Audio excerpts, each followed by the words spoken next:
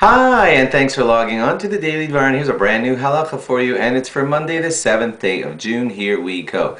You know that we have a general rule. I'll say it in Hebrew. It's Eid Echad Neman Be'isurin, which in English basically means that one witness is believed whenever we're discussing prohibitions.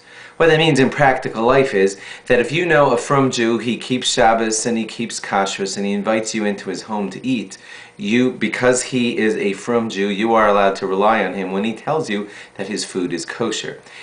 Similarly, when a man who's a reliable and respected tefillin maker makes your tefillin, writes your tefillin, sells them to you, and tells you he sealed them shut and that everything written inside of them is proper, you are allowed to rely on that, and you are allowed to trust him if he's a trustworthy Jew.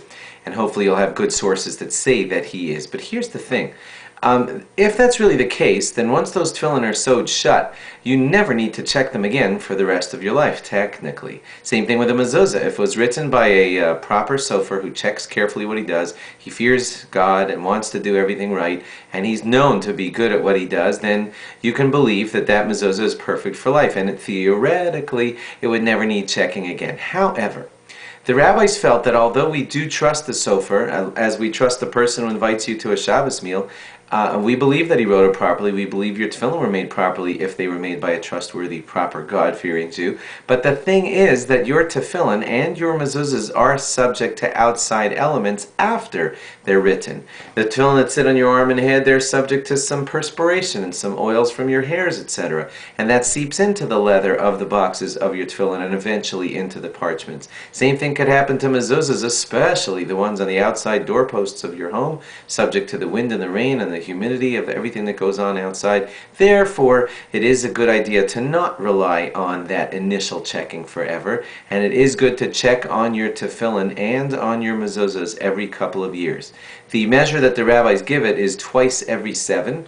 That comes to about every 3.5 years. It's a good idea to check your tefillin and your mezuzahs to make certain that they are kosher. Go by the guidance of the man who works with your tefillin, a good, trustworthy person, and he'll tell you, come back to me in 5 years, or whatever he says, 3 years, then listen to him and have him check your tefillin and your mezuzahs regularly. You don't have to do it every year, but about twice every 7 years is what the rabbis expect us to do, just to be certain that the outside elements have not hurt the writing or smudged any of the writing on the inside of our tefillin and or mezuzahs. Thanks for logging on. Log on again tomorrow for more. Bye-bye.